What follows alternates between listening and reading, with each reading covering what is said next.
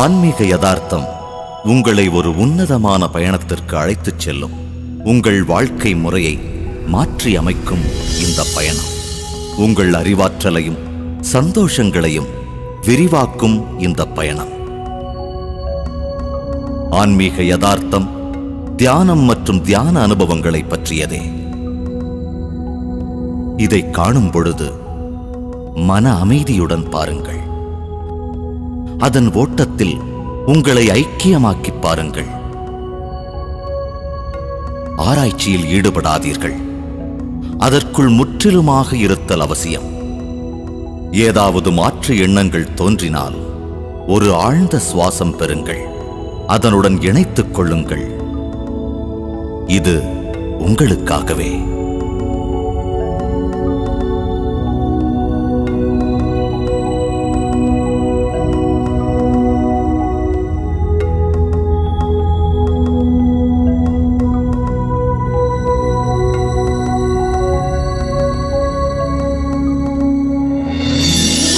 இந்த அகண்ட பிரபஞ்சத்தில் நாம் ஒரு சிறு துகள். நாம் ஒவ்வொருவரும் தேடுவது நல்ல ஆரோக்கியமான உடல்நிலை, அமைதி, அறிவாற்றல், செல்வம், ஒற்றுமை மற்றும் சந்தோஷமான மனநிறைவு மிகுந்த ஒரு வாழ்க்கை. எல்லா நேரத்திலும் எல்லா சூழ்நிலையிலும் நாம் அடைய வேண்டும் என்பதுதான். ஒவ்வொரு மனிதரும் இந்த நிலையை அடையத்தான் கடினமாக முயற்சிக்கின்றனர். இந்த நிலையை அடைய முடியுமா? முடியும், நிச்சயமாக முடியும். இந்த நிலையை அடைவதற்கு நமக்கு சுய அறிவும் பிரபஞ்ச சக்தியை பற்றிய அறிவும் வேண்டும்.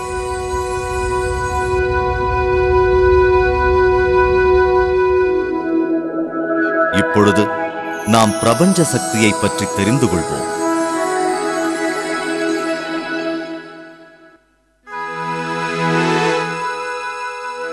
பிரபஞ்சம் முழுவதும் வியாபித்திருக்கும் ஒரு சக்திதான் பிரபஞ்ச சக்தி.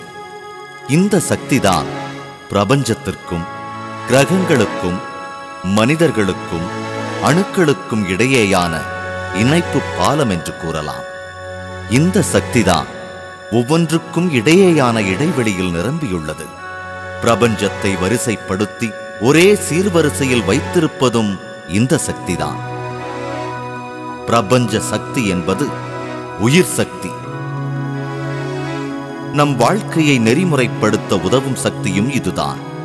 நமது ஆன்மாவை விரிவடையச் செய்யவும் இந்த பிரபஞ்ச சக்தியால் முடியும். பிரபஞ்ச சக்திதான் நம்முடைய ஒவ்வொரு செயல்முறைகளுக்கும் பணிகளுக்கும் ஆதாரம்.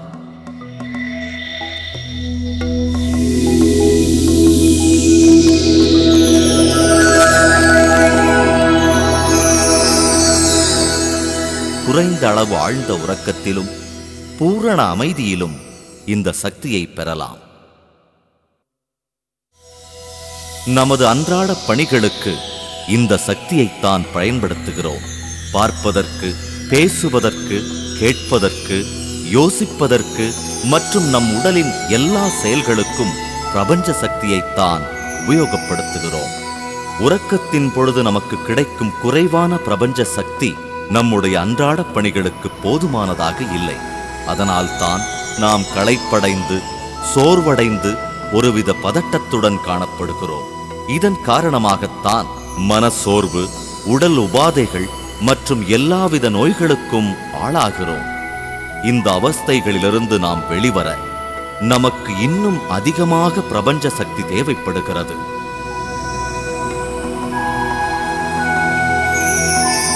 பிரபஞ்ச சக்தி நம் வாழ்க்கையை நெறிமுறைப்படுத்தி ஒரே சீர்வரிசையில் எடுத்துச் செல்ல தேவைப்படுகிறது. ஆரோக்கியமான சந்தோஷமான வாழ்க்கையை பெற தேவைப்படுகிறது. நாம் மேற்கொள்ளும் ஒவ்வொரு பணியிலும் முழு ஈடுபாட்டுடன் நம்மை ஈடுபடுத்திக் கொள்ள தேவைப்படுகிறது. நம்முடைய அறிவாற்றலை அதிகரித்துக் கொள்ளவும் இறுதியாக நம்முடைய உள்ளுணர்வை பரந்த நோக்கத்தில் காணச் செய்யவும் இது உதவுகிறது. தியானத்தின் மூலமாகத்தான் இந்த பிரபஞ்ச சக்தியை அபரிவிதமாக பெற முடியும்.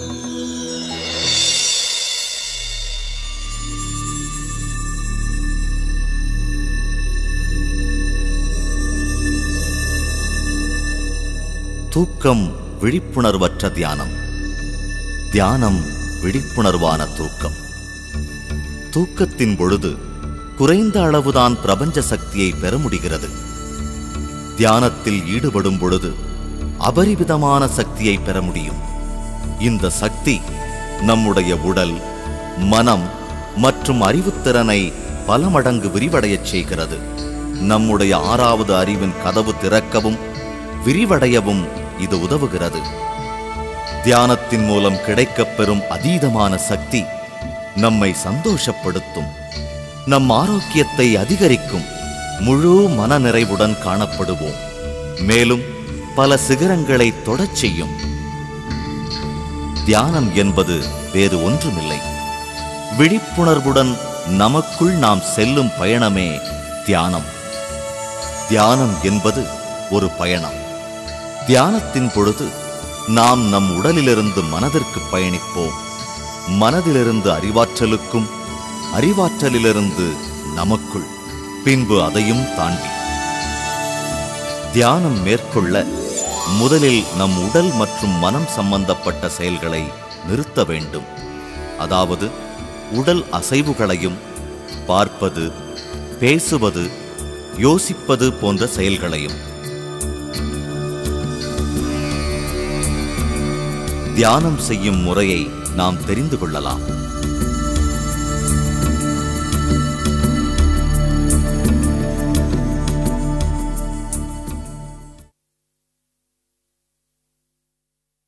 தியானத்திற்கு முக்கியமானது அமரும் நிலை. எந்த முறையிலும் அமர்ந்து கொள்ளலாம், நமக்கு சௌகரியமான முறையில். அதே சமயத்தில் அசைவின்றி ஒரே இடத்தில் அமர்ந்து கொள்வது முக்கியம். தரையில் அமர்ந்து கொண்டோ அல்லது நாற்காலியில் அமர்ந்து கொண்டோ தியானம் மேற்கொள்ளலாம். நமக்கு எந்த இடத்தில் அமர்ந்து கொண்டு தியானம் செய்ய வசதியாக உள்ளதோ அந்த இடத்தில் அமர்ந்து கொண்டு தியானம் செய்யலாம். வசதியாக உட்கார்ந்து கொள்ளுங்கள். கால்களை சப்பனமிட்டுக் கொள்ளுங்கள். 2 கைகளின் விரல்களை சேர்த்துக் கொள்ளுங்கள். இப்பொழுது கண்களை மெதுவாக மூடுங்கள்.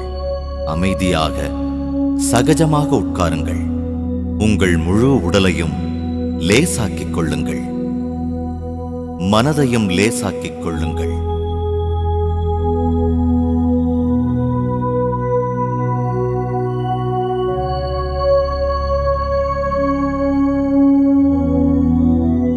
கால்களை பின்னி விரல்களை கோர்த்த நிலையில் நமக்கு ஒரு சக்தி வளையம் உருவாக்கப்படுகிறது. கண்கள்தான் நம் மனதின் கதவுகள். அதனால் கண்களை மூடிய நிலையில் இருத்தல் அவசியம். மந்திரம் உச்சரிப்புகள், வேறு உச்சரிப்புகள் மனதின் வேலை. அதனால் இவைகளை நிறுத்த வேண்டும்.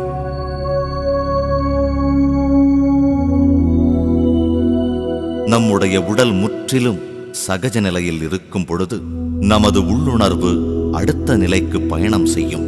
மனம், அறிவாற்றல். மனம் என்பது வேறு ஒன்றுமில்லை, அது எண்ணங்களின் புதையல்.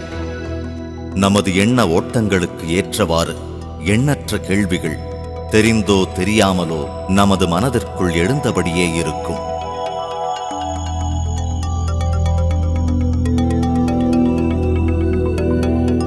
மனதை, அறிவாற்றலை கடந்த நிலைக்கு நாம் செல்ல வேண்டுமென்றால் நாம் நமது மூச்சுக்காற்றை கவனிக்க துவங்க வேண்டும். நமது ஆன்மாவின் இயற்கையான குணம் கவனித்தல். இதனால் நாம் நமது மூச்சுக்காற்றை கவனிக்க துவங்க வேண்டும். மூச்சு விடுவதை ஒரு செயலாக எண்ணி செய்யக்கூடாது. காற்றை உள்ளே இழுப்பதும் வெளியே விடுவதும் நமக்கு தெரிந்து நடக்கக்கூடாது. மூச்சுக்காற்றை சுவாசிப்பதும் வெளியேற்றுவதும் தன்னிச்சையாக நடைபெற வேண்டும். நம்முடைய இயற்கையான சுவாசத்தை கவனித்தல் மட்டுமே போதுமானது. இதுதான் முக்கியம். இதுதான் நம் எண்ணங்கள் சிதறாமல் இருக்க சிறந்த வழி.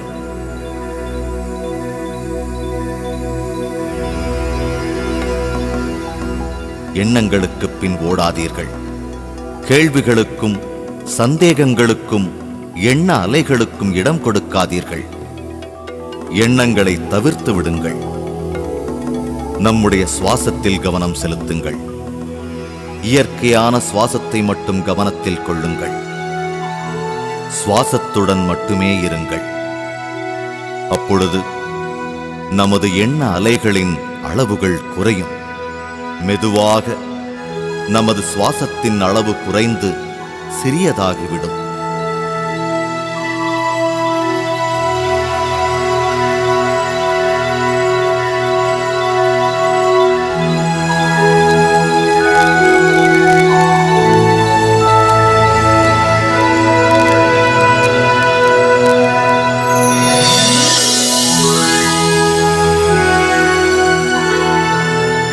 இறுதியில் சுவாசத்தின் அளவு மிகவும் குறைந்து நம் புருவங்களுக்கு இடையே ஒரு ஒளிக்கீற்றைப் போல திடப்படுத்திக் கொள்ளும். இந்நிலையில் ஒருவருக்கு சுவாசமும் இருக்காது, எண்ணங்களும் இருக்காது. எண்ணங்களற்ற நிலையில் இருப்பார். இந்த நிலையைத்தான் முழுமையான முக்தி நிலை என்றோ அல்லது எண்ணங்களற்ற நிலை என்றோ கூறுகிறோம். இதுதான் தியான நிலை.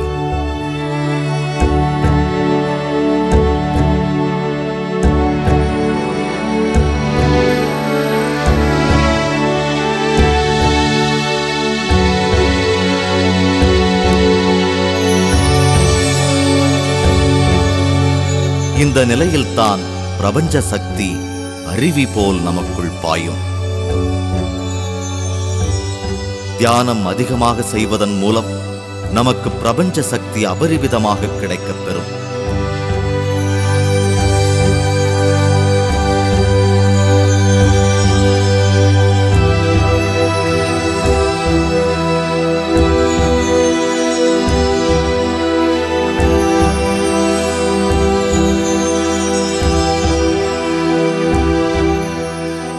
பிரபஞ்ச சக்தி உடல் முழுவதும் சக்தி வடிவத்தின் மூலமாக பாயத் துவங்கும். இதை தெய்வீக வடிவம் என்றும் கூறலாம்.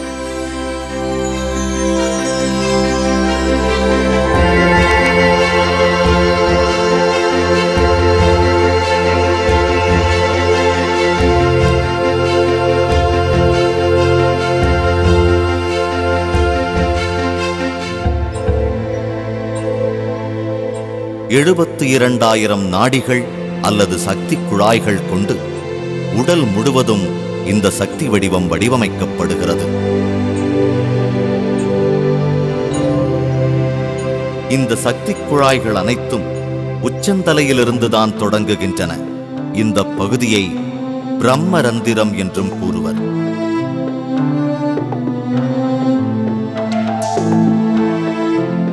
இந்த சக்தி குழாய்கள் நம்முடைய உடல் முழுவதும் செடிகள், வேர்கள் மற்றும் இளம் கிளைகள் போல பரவி கிடக்கும்.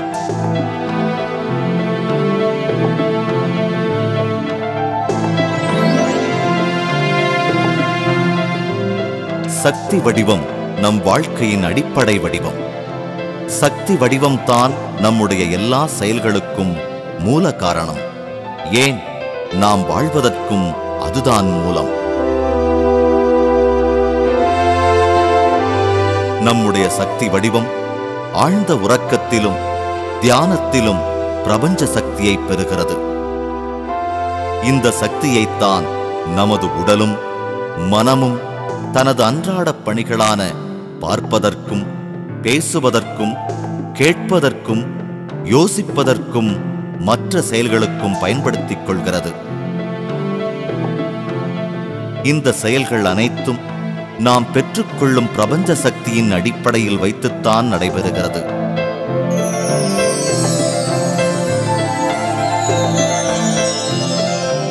நமக்குள் நாம் பெற்றுக்கொள்ளும் பிரபஞ்ச சக்தியின் அளவு நமது எண்ணங்களை பொறுத்ததுதான். எண்ணங்கள் அதிகமாக இருந்தால் பிரபஞ்ச சக்தி பாயும் அளவு குறைக்கப்படுகிறது. நமது எண்ணங்கள் தான் பிரபஞ்ச சக்தியின் பாய்ச்சலுக்கு தடுப்புச் சுவர் போடுகிறது. பிரபஞ்ச சக்தியின் வருகை குறைய குறைய நமது நாடிகள் அல்லது சக்தி குழாய்கள் பழுதடைகிறது.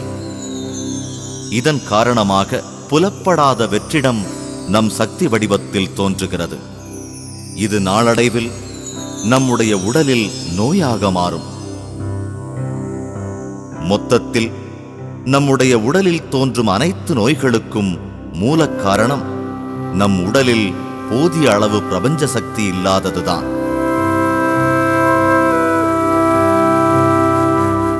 தியானத்தின் மூலம் அபரிவிதமான பிரபஞ்ச சக்தியை நாம் பெறுவோம்.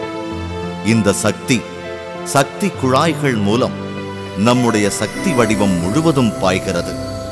அதிகமாக பாயும் பிரபஞ்ச சக்தி நம்முடைய சக்தி குழாய்களை சுத்தப்படுத்தி அதற்குள் ஏற்பட்டிருக்கும் வெற்றிடத்தை தகர்த்தெறிகிறது. நமது வெற்றிடங்கள் சுத்தப்படுத்தப்பட்டால் நம் நோய்களிலிருந்து நாம் வெளிவரலாம்.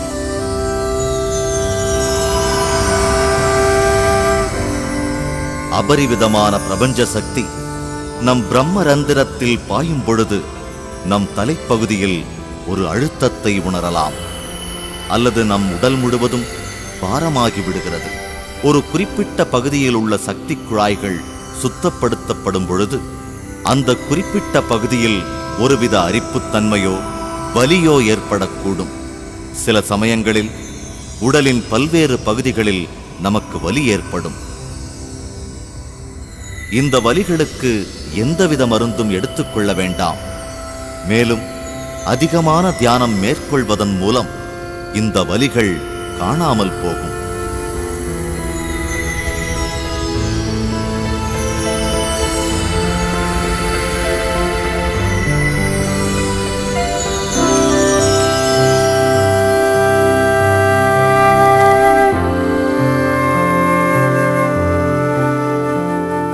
தியானத்தின் மூலம் நாம் அதிக பிரபஞ்ச சக்தியை பெற்றுக்கொள்ள நம்முடைய உடல் உபாதைகளிலிருந்தும் மன அழுத்தத்திலிருந்தும் நாம் வெளிவரலாம்.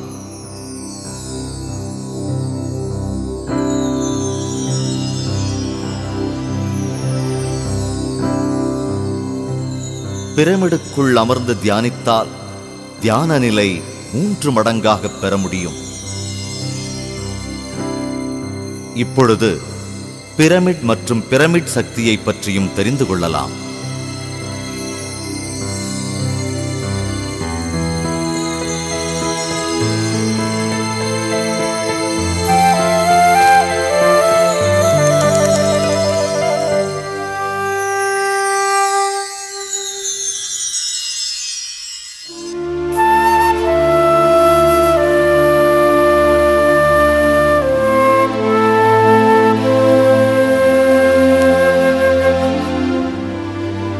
பிரமிட் வடிவம் தான் மிக திடமான வடிவம். பூமி பந்தில் இந்த வடிவத்தில் மிக அதிகமான பிரபஞ்ச சக்தியை பெற முடியும். 52 டிகிரி 51 நிமிடங்கள் கோணத்தில் தான் இந்த பிரமிடுகள் வடிவமைக்கப்படுகின்றன. அந்த கோணம்தான் மிக அதிகமான பிரபஞ்ச சக்தியை பிரமிடுக்கு பெற்றுத்தருகிறது. எந்த விதமான பொருட்களை வைத்துக்கொண்டும் பிரமிடுகளை வடிவமைக்கலாம். வடிவமைக்கப்பட்ட பிரமிடுகளின் பொருட்களுக்கும் நாம் பெறப்போகும் பிரபஞ்ச சக்தியின் அளவுக்கும் சம்பந்தமில்லை. பிரமிட் வடக்கு, தெற்கு, கிழக்கு மற்றும் மேற்கு திசைகளை சரியான வரிசையில் கொண்டு வடிவமைக்கப்பட வேண்டும்.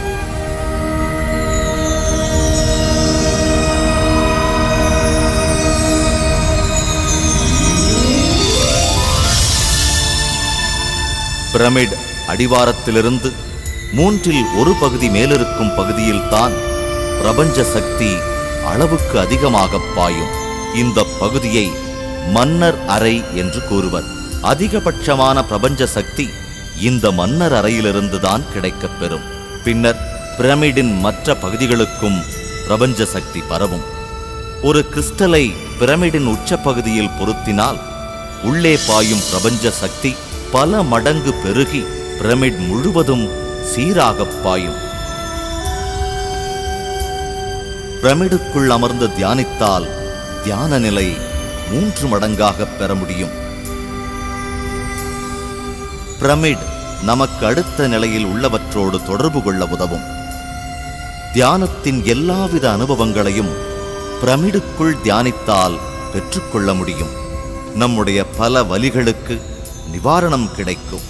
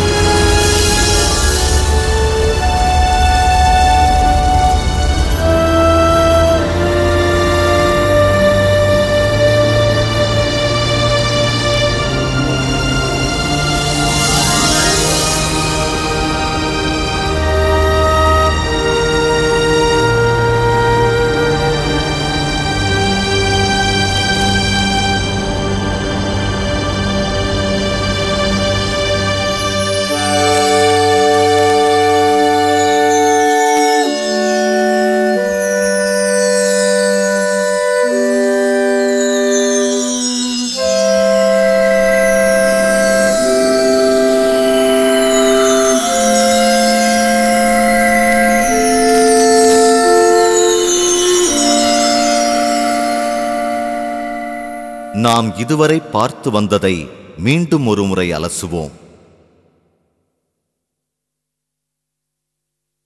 தியானம் ஆன்மாவுக்குள் செல்லும் பயணம். இதற்காக நாம் நம் மனம் மற்றும் உடலை கடந்து செல்ல வேண்டும். வசதியான முறையில் உட்கார்ந்து கொண்டால் நம் உடல் முற்றிலுமாக சகஜ நிலையில் இருக்கும். இதன் மூலமாக நம்முடைய உள்ளுணர்வை கடந்த நிலைக்கு செல்லலாம். நம்முடைய மூச்சுக்காற்றை கவனிப்பதன் மூலம் நம் எண்ணங்களை கடந்து செல்லலாம். நம் உடலும் மனமும் கடந்து அடுத்த நிலைக்கு செல்லும் பொழுது பிரபஞ்ச சக்தி நமக்குள் பாயும். பிரபஞ்ச சக்தி நம் உடலில் உள்ள உபாதைகளை களையெடுக்கும். இதன் காரணமாக மருத்துவத்தின் உதவியின்றி நாம் ஆரோக்கியமாக வாழலாம். பிரபஞ்ச சக்தி அதிகம் பெறுவதன் மூலம் நமது மனதுக்குள் ஒளிந்திருக்கும் அழுத்தத்திலிருந்தும் படபடப்பிலிருந்தும் விடுபடலாம். தியானம் செய்வதை நாம் அதிகரிக்க அதிகரிக்க மனம் சாந்தமடையும். பல புதிய இடங்கள் கிடைக்கப் பெறும். இதன் மூலம் நமது ஞாபகத்திறனும் அதிகரிக்கும். தியானம் செய்வதை நாம் அதிகரிக்க அதிகரிக்க நமது புரிதலின் அளவு அதிகரிக்கும். ஒருவருக்கும் மற்றொருவருக்குமான உறவில் நல்ல முன்னேற்றம் ஏற்படும். தியானம் நமது குடும்ப வாழ்வின் சுகங்களை அதிகரிக்கும். மனதில் அமைதி பிறக்கும். திடமான உடல் நிலையையும் நிம்மதியையும் தியானம் பெற்றுத்தரும். நம்முடைய எல்லா கேள்விகளுக்கும் விடை கிடைக்க தியானம் உதவும். இந்த அதிசயங்களை பெறவும் மேலும் கிடைக்கவும் தியானம் அனுதினமும் மேற்கொள்ள வேண்டும். எந்த இடத்திலும் அமர்ந்து கொண்டு தியானிக்கலாம். ஒரு நாளின் எந்த நேரத்திலும் தியானம் செய்யலாம். பயணத்தின் பொழுது கூட. தன்னுடைய வயதை ஒத்த நேரத்திற்கு தியானம் மேற்கொள்ள வேண்டும். உதாரணத்திற்கு, ஒரு 30 வயது மனிதர் தியானம் செய்ய வேண்டுமானால் குறைந்தபட்சம் 30 நிமிடங்களாவது தொடர்ந்து தியானிக்க வேண்டும்.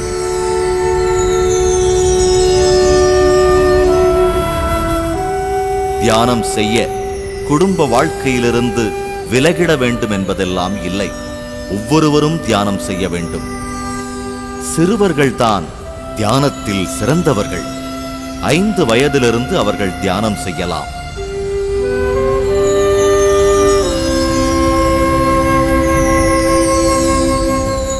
தியானம் பழகுவதற்காக ஒரு குருவையோ அல்லது ஒரு ஆசானையோ தேடிப் போக வேண்டிய அவசியமில்லை.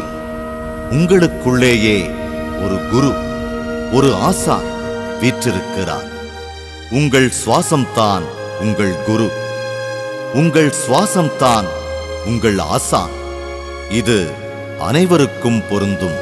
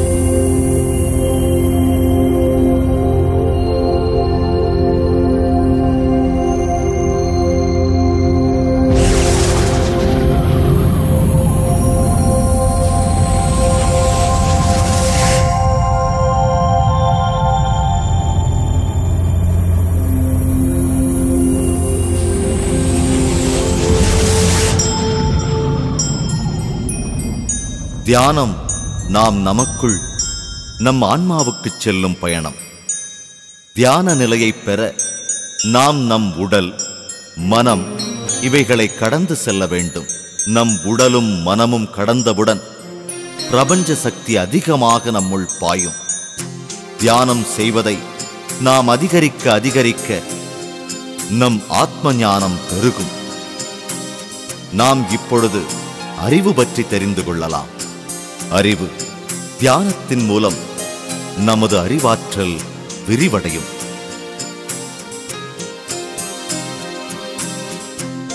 தியானம் நம்மை உன்னத அறிவு நிலைக்கு கொண்டு செல்லும். அறிவு என்பது வேறொன்றுமில்லை, அனுபவம்தான். அனுபவம் என்றால் உடல், மனம், அறிவு மற்றும் ஆன்மா இவைகள் சேர்ந்த நிலையில் வாழ்வது.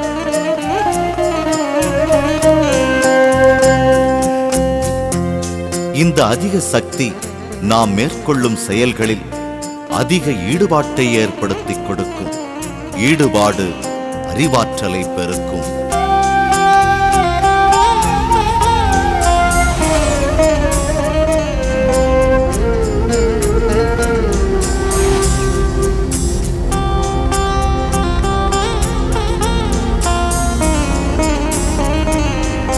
அறிவு பெருகுவதன் மூலம் புரிதலும் ஞானமும் அதிகரிக்கும். இந்த புரிதல் மூலம் நாம் நம் உடல் மற்றும் மனம் மட்டுமே சம்பந்தப்பட்டவர் அல்ல என்பது புரியும். பல அபூர்வ ஆற்றலை பெற்றவர்கள் நாம் என்பது நமக்கு புரியும். நாம் இருக்கும் எல்லா சூழ்நிலைகளும் அறிவாற்றலின் மூலம் அறியப்படுகிறது. புரிதலின் மூலம் நம்முடைய எல்லா பிரச்சனைகளிலிருந்தும் வெளிவர முடியும். அதிக சக்தியும் அதிக அறிவாற்றலும் நம்முடைய உள்ளுணர்வை விரிவடையச் செய்யும். அதிக அறிவாற்றலை அதிகரிப்பதற்கு நாம் ஞானக்கண் மற்றும் அக உடலை பற்றி தெரிந்து கொள்வது மிக அவசியம்.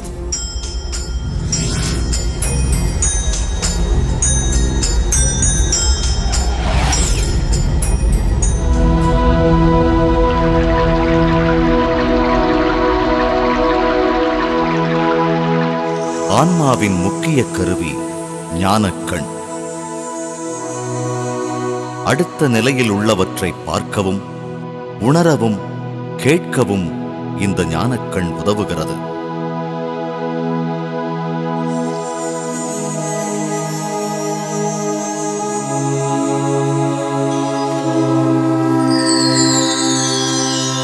தியானம் மேற்கொள்வதை ஒருவர் அதிகரித்தால் அதிகமான பிரபஞ்ச சக்தி பாயத் தொடங்கும். அதிக சக்தி ஞானக்கண் திறக்க வழிவகுக்கும். தியானிப்பவர்களுக்கு ஒரு மறக்க முடியாத அனுபவம் கிடைக்கப் பெறும்.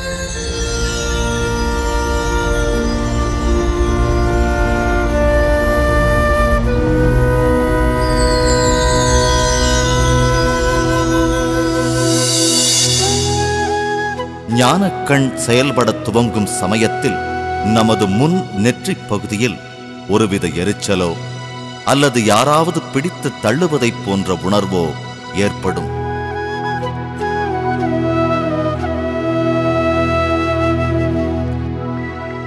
இதுவரை புலப்படாத நம்மை சுற்றியிருக்கும் வண்ணங்களை நாம் காணத் தொடங்குவோம்.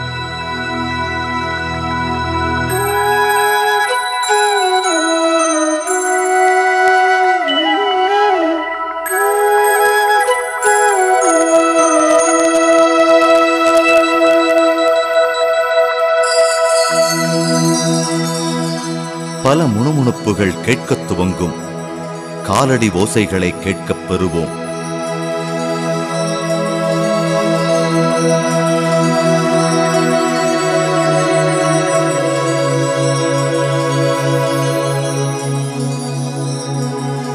நாம் ஒரு இருட்டான சுரங்கம் வழியாக பயணிப்பதைப் போல் உணர்வோம்.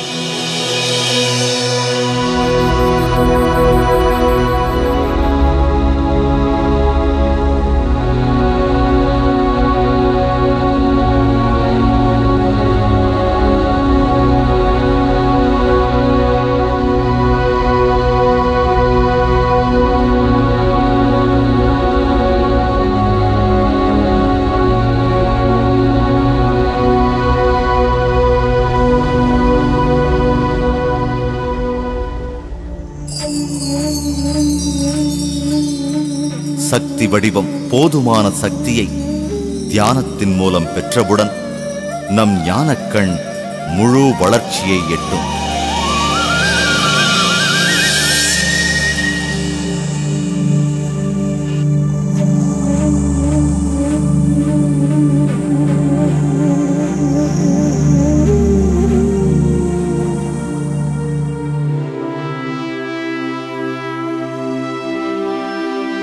இந்த நிலையில் நாம் நம்மை சுற்றி நடப்பதையும் அடுத்த நிலையில் நடப்பதையும் தெள்ளத் தெளிவாக பார்க்கலாம்.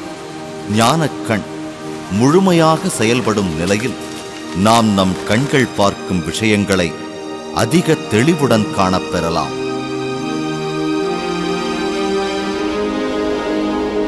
நமது 5 அறிவுக்கு மீறிய சம்பவங்களை நாம் தெளிவாக காணலாம். வார்த்தைகளில் அடக்க முடியாத பல புதிய விஷயங்களை நாம் உணரலாம்.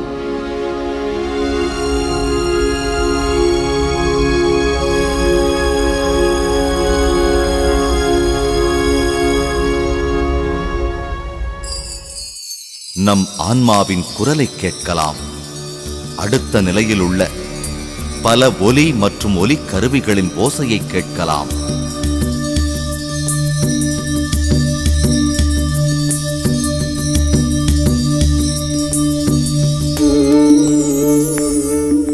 நம்மிடையே இல்லாத பல ஆசான்களை நாம் பார்க்கலாம். நாம் அவர்களை நமக்கு தெரிந்த அதே வடிவத்தில் சந்திக்கலாம்.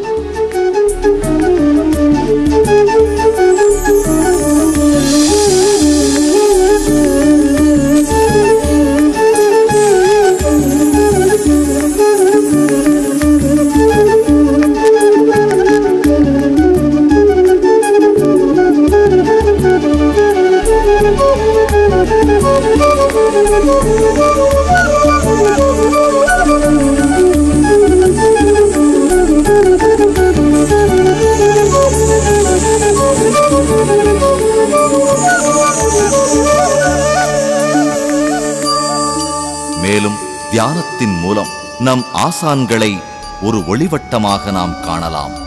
ஒளிக்கீற்றைப் போல் ஆசான்கள் நம் ஞானக்கண்ணுக்கு தென்பட்டாலும் அந்த ஒளிவட்டம் நமக்கு எந்த ஆசானின் ஒளிவட்டம் என்று புரிகிறது. அவர்களுடைய அருள் உரைகளை கூட நம்மால் கேட்க முடியும்.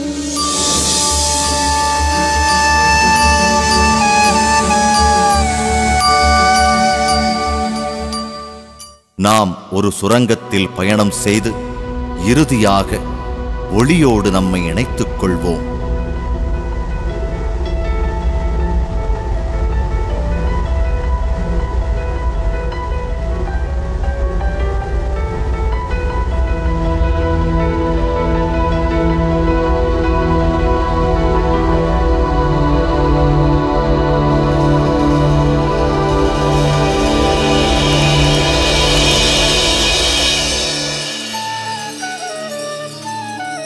ஞானக்கண் பற்றி தெரிந்து கொண்டதால் நமக்கு நன்மைகள் சில. நம்முடைய பிரச்சனைகளிலிருந்து விடுபட நம்முடைய ஆசான்களின் அறிவுரைகளை கேட்டுப் பெறலாம். அடுத்த நிலையில் உள்ளவற்றை பார்த்தும் உணர்ந்தும் நம் கேள்விகளுக்கு விடைகள் கிடைக்கப் பெறலாம். இதன் மூலம் நம்முடைய செயல்களில் மாற்றம் தோன்றும். நம்முடைய நம்பிக்கைகளில் மாற்றம் பிறக்கும். நம்முடைய புரிதல்கள் மாறும். மூன்றாவது கண் அனுபவத்தின் மூலம் வாழ்க்கை பற்றிய நம் கண்ணோட்டமே மாறும்.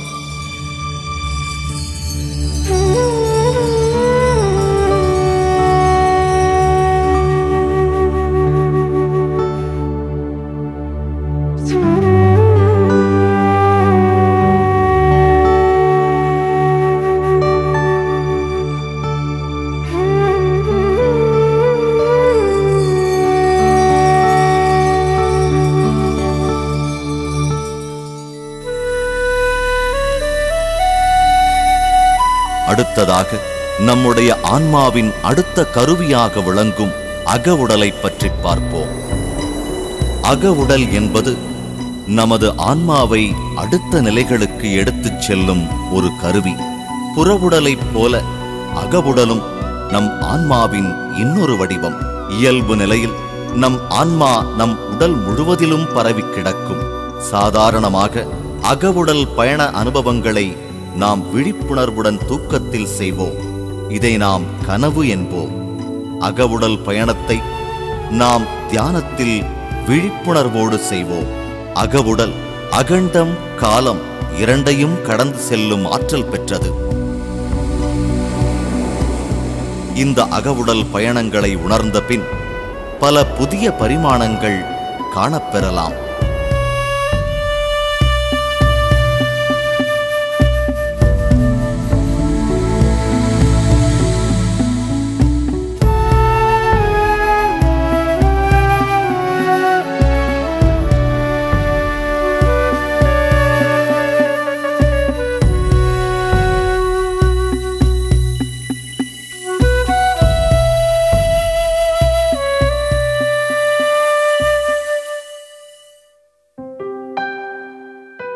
தியானத்தின் மூலம் நாம் அபரிவிதமான பிரபஞ்ச சக்தியை பெற்ற நிலையில் நம் உடலில் பரவி கிடக்கும் அகவுடல் ஒரு புள்ளியை நோக்கி பயணம் தொடரும். இந்த ஆன்மா பயணிக்க துவங்கியவுடன் உடலில் ஒரு நடுக்கம், அசைவு ஏற்படும்.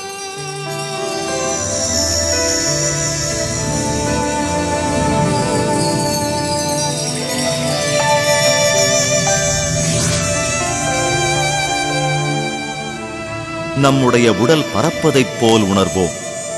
நம்முடைய கை கால்களை உணர முடியாது. நம்முடைய உடல் இறகு போல லேசாகிப் போகும். ஆன்மாவின் அசைவுகளின் அனுபவங்களை நம் உடலின் வெவ்வேறு பாகங்களில் பெறலாம். அல்லது சில சமயங்களில் உடல் முழுவதும் சுழல்வது போல அனுபவம் பெறுவோம். இதை ஆன்மாவின் அசைவுகள் என்பார்கள்.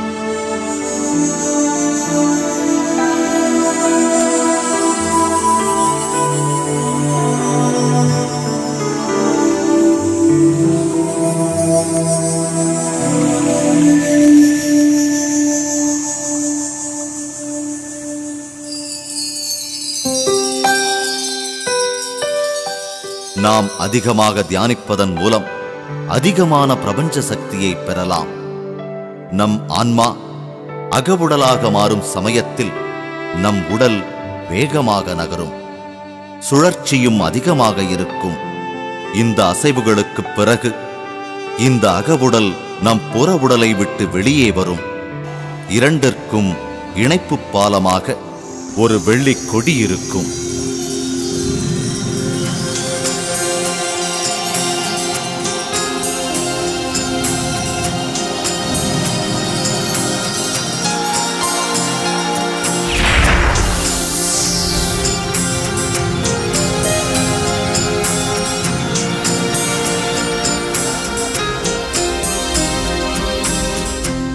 இந்த வெள்ளிக்கொடி என்பது துரிதகதியில் செயல்படும் உள்ளுணர்வு.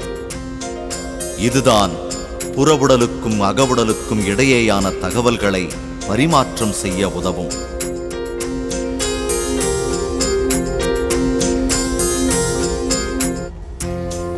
இதை வைத்துத்தான் நம் ஆன்மா பயணம் செய்யும்.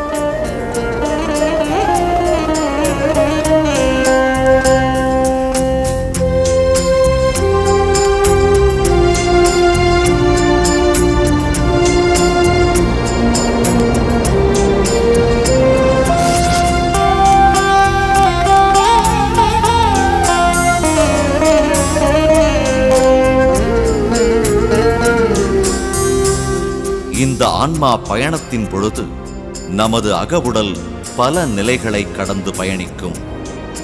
நிலம், நீர்,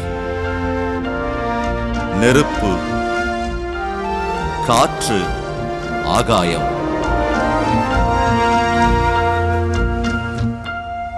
நமது அகவுடல் தங்கு தடையின்றி வேறு பரிமாணங்களுக்கும் பயணம் செய்யக்கூடியது.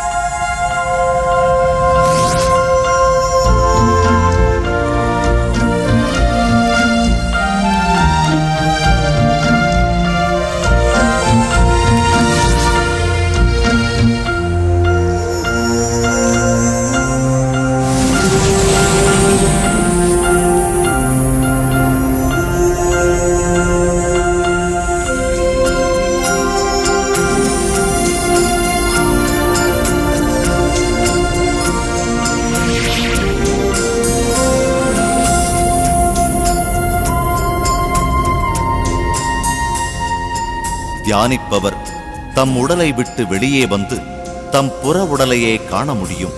இதன் காரணமாக நம் புரிதலின் தன்மை அதிகரிக்கும்.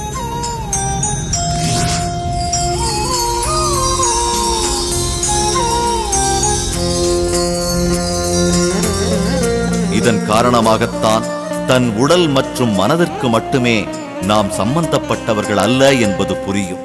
உடலில் குடிகொண்டு மட்டுமே இருந்து வருகிறவர் என்பதும் புரியும்.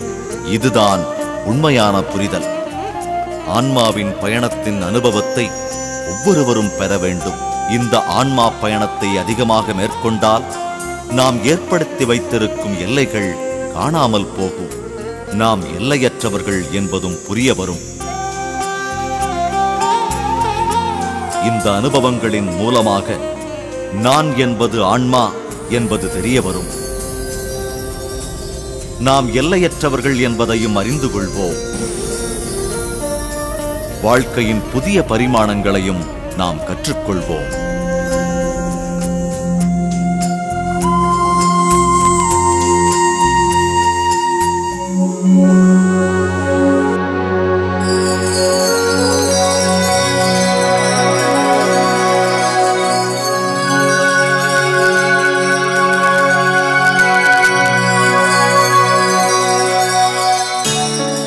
தியானத்தை அதிகமாக மேற்கொண்டால் நமக்கு அதிக அளவில் பிரபஞ்ச சக்தி கிடைக்கப் பெறும்.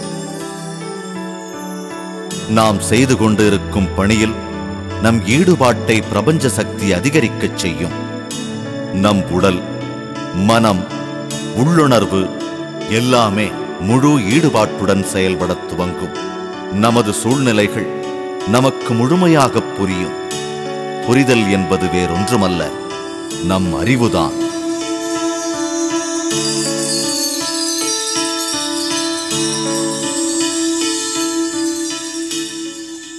ஒரு மனிதன் அனுபவத்தை மட்டுமே பெறுவான்.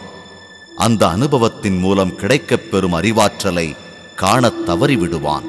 காரணம், எல்லா சூழ்நிலைகளையும் அதன் அனுபவங்களையும் தன் புற உடலின் மூலம் மட்டுமே பெறுகிறான்.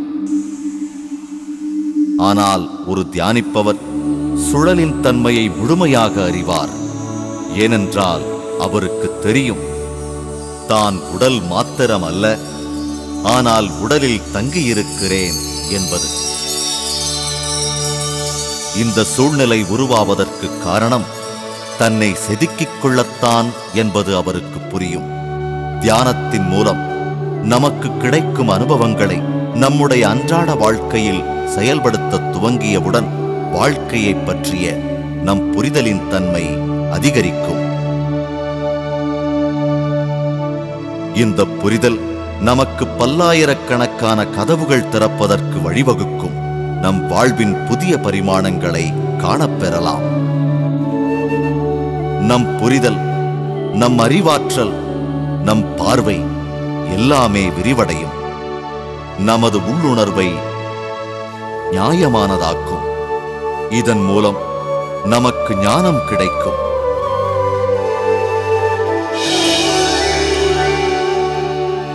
இந்த ஞான நிலையை தியானத்தில் 1000 தங்க இதழ்கள் மலர்ந்தது போல் அனுபவம் பெறுவோம்.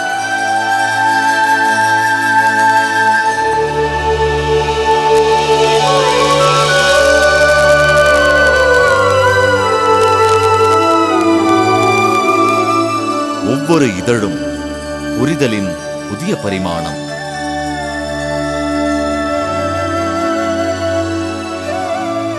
புதிய பரிமாணங்களை காண காண அடுத்த நிலையில் உள்ளவற்றை பற்றிய அறிவாற்றல் மேலும் அதிகமாகும்.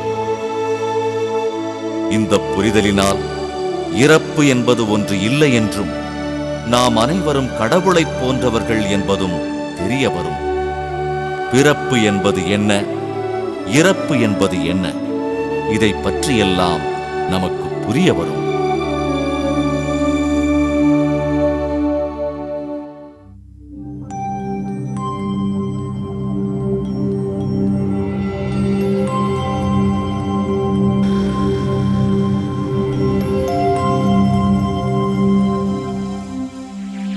இந்த பூமி பந்திற்கு நாம் ஓர் துகள் போல் வருகிறோம்.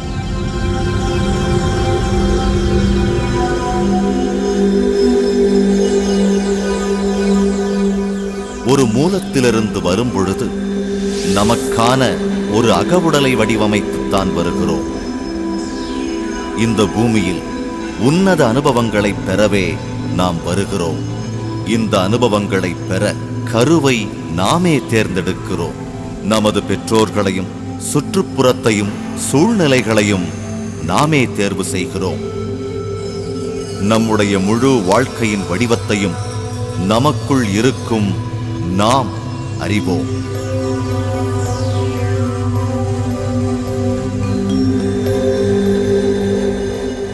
அன்னையை தேர்ந்தெடுத்த பிறகு ஆன்மா என்னும் துகள் அன்னையின் கருவறைக்குள் நுழைகிறது.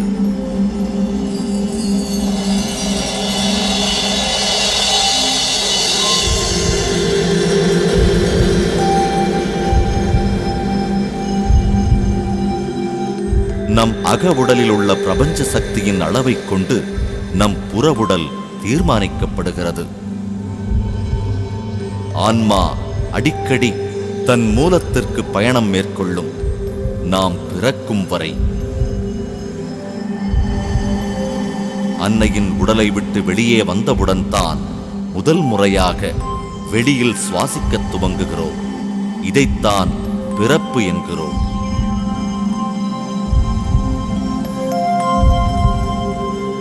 பிறந்த முதல் நாளிலிருந்து 7 வயது வரை மூலத்துடன் இணைந்திருக்கும். மனம் 7 வயதிலிருந்து செயல்படத் துவங்குகிறது. 14 வயதில் முழு வளர்ச்சி அடைகிறது. அறிவாற்றல் 14 வயதில் துவங்கி 21 வயதில் முழு வடிவம் பெறுகிறது. 21 வயதிலிருந்து 28 வயது வரை நம் உடல், மனம், அறிவாற்றல் மூன்றும் இணைந்து செயல்படும் அனுபவங்களை பெறலாம். 28 வயதிலிருந்து வாழ்க்கை நம் சுய அறிவு சொல்வதை கேட்டு அதன்படி நடக்கிறது. ஆத்ம ஞானத்தை அறியத் தவறினால் நம் ஆன்மா உடலுக்கும் மனதிற்கும் இடையில் மாட்டித் தவிக்கும். இதன் காரணமாக பல இன்னல்களுக்கு ஆளாவோம். சூழ்நிலைகளை புரிந்து கொள்ள முடியாமல் போகும். பல இயல்பான சம்பவங்கள் கூட கடினமாகத் தோன்றும். ஒரு இறுக்கமான மனநிலைக்குள் தன்னை ஒளித்துக் கொள்வான். இந்த இறுக்கம் பிரபஞ்ச சக்தி பாய்வதை தடுக்கும். இதன் காரணமாக உடல் உபாதைகள், மன அழுத்தமும் படபடப்பும் தோன்றும். அவனை அறியாமல் நாட்கள் அவனை கடக்கும். அவன் வாழ்வதற்கான நோக்கத்தை புரியாமல் அவதிப்படுவான். நோக்கமும் புரிதலும் இல்லாமல் ஒருவன் வாழத் துவங்கினால் அவன் குழந்தை பருவத்திலிருந்து இளமை பருவத்தை அடைவான். பின்பு முதுமை பருவம் அடைந்து இறுதியில் இறந்தும் விடுவான். இந்த பூமி பந்திற்கு எந்த நோக்கத்திற்காக வந்தானோ அதை நிறைவேற்றாமல் இந்த பூமி பந்தை விட்டு விலகுவான். இதைத்தான் நாம் இறப்பு என்கிறோம்.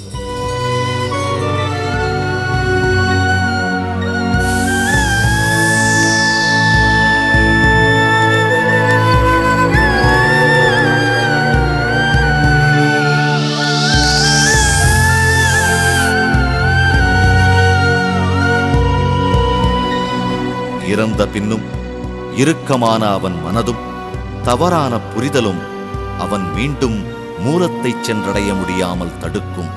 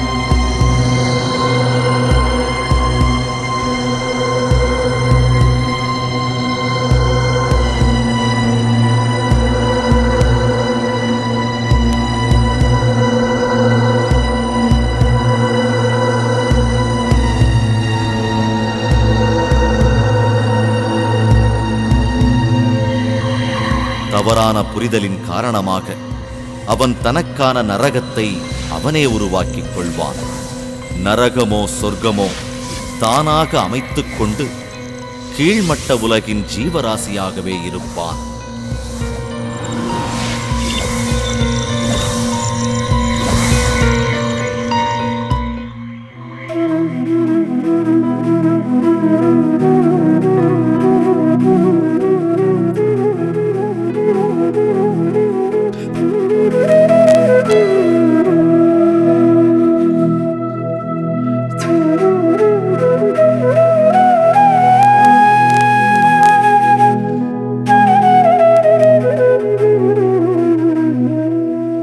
எப்பொழுது ஒருவன் தன் உடல், மனம், அறிவு, ஆத்மாவோடு இணைந்து வாழ்கிறானோ அப்பொழுதுதான் அவன் எல்லா சூழ்நிலைகளிலும் மன நிறைவுடனும் சந்தோஷத்துடனும் காணப்படுவான்.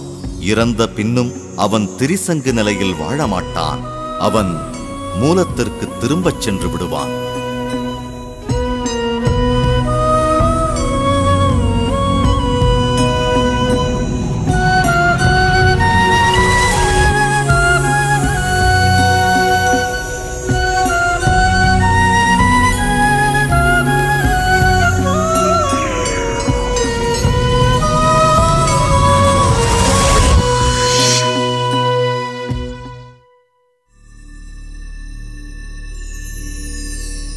ஞானக்கண் ஆன்மாவின் பயணம், பிறப்பு மற்றும் இறப்பு. இதன் மூலம் நமக்கு அறிவாற்றல் கிடைக்கப் பெற்றால் அந்த அனுபவங்கள் நம் உடல், மனம், அறிவு, நாம் மற்றும் நம் வாழ்க்கை முறையை தெளிவாக புரிந்து கொள்ள முடியும். ஆன்மா என்பது சக்தியும் அறிவும் இணைந்த ஒன்றுதான். ஆன்மா பூமிக்கு வருவதன் நோக்கம் அதிக அறிவாற்றலும் சக்தியும் பெறுவதற்காகத்தான். இதன் மூலம் ஆன்மா படைப்பாளியாக மாறுவான். இந்த புரிதலை நாம் தெரிந்து கொண்டு வாழ்ந்தால் இந்த பிரபஞ்சத்தை பற்றி முழுமையாக அறிந்து கொள்ளலாம்.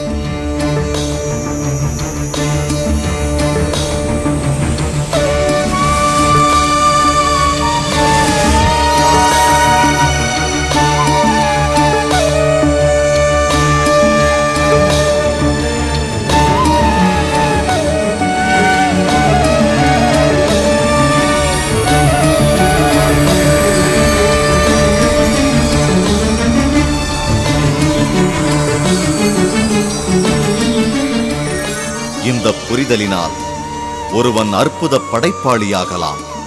அதன் பின்பு அவன் பேசுவது போல்தான் நடக்கும். அவன் நினைப்பது போல்தான் எதுவும் நடக்கும். அவன் செய்வதெல்லாம் சிறந்த படைப்பாக மாறும். இதுதான் ஒளிச்சுற்று.